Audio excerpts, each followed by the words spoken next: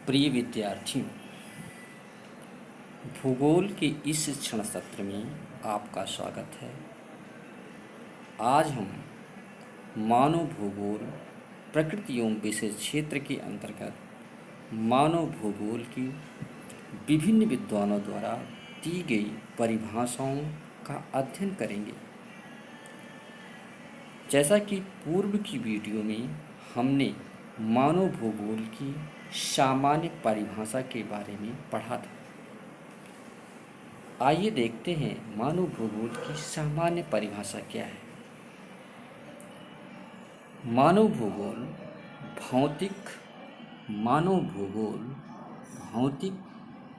अथवा प्राकृतिक एवं मानवीय जगत के बीच मानवीय परिघटनाओं का स्थानिक वितरण एवं उनके घटित होने के कारण एवं विश्व के विभिन्न भागों में सामाजिक एवं आर्थिक भिन्नताओं का अध्ययन करता है।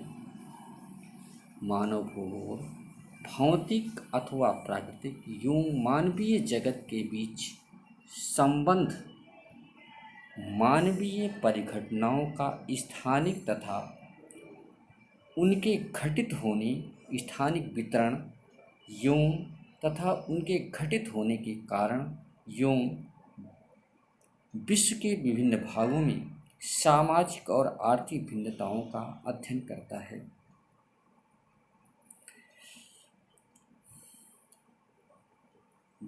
जर्मनी के विद्वान रेटजल ने मानव भूगोल की निम्न परिभाषा दी है। रेटजल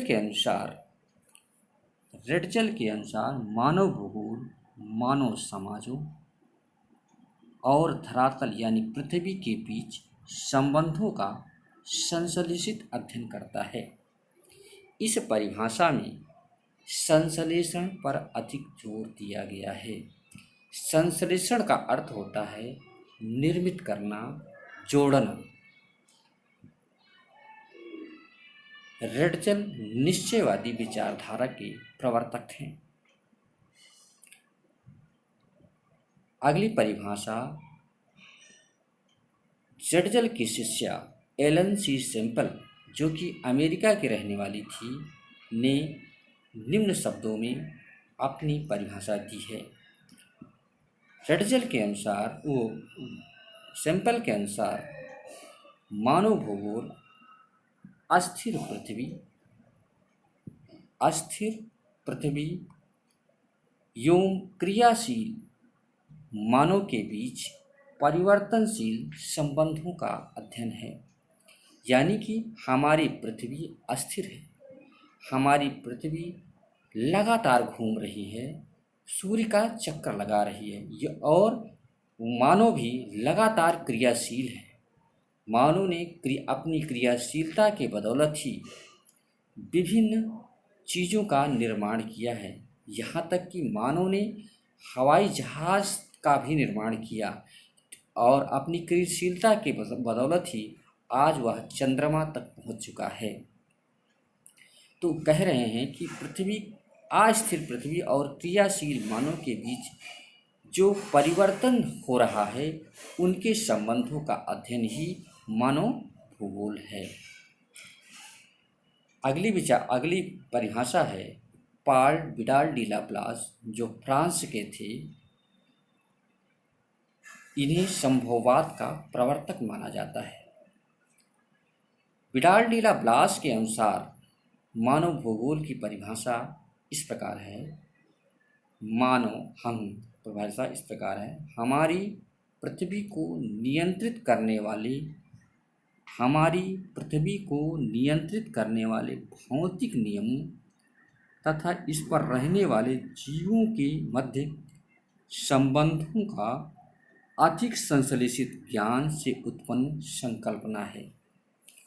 मानव भूगोल हमारी पृथ्वी को नियंत्रित करने वाले भौतिक नियमों तथा इस पर रहने वाले जीवों के मध्य संबंधों के अधिक संश्लेषित, यानी कि मानव अपनी तकनीक के माध्यम से, अपनी तकनीकी ज्ञान के माध्यम से जिन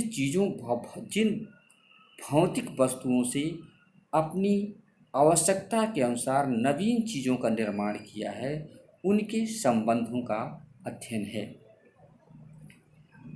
आगे हम पढ़ेंगे कि किस तरह विभिन्न विद्वानों द्वारा विभिन्न विचारधाराओं को जन्म दिया गया, जैसे पाल विडाल डी ब्लास को संभववाद का प्रवर्तक माना जाता है और रेडजल को निश्चयवाद का प्रवर्तक माना जाता है।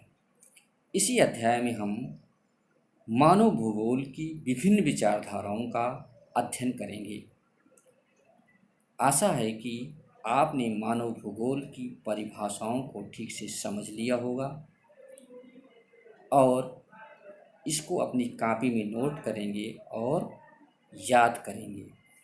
यहाँ से परीक्षा में एक प्रश्न अवश्य बनता है, इसलिए मानव भूगोल के अर्थ एवं परिभाषा को ठीक से समझ लें और याद कर लें।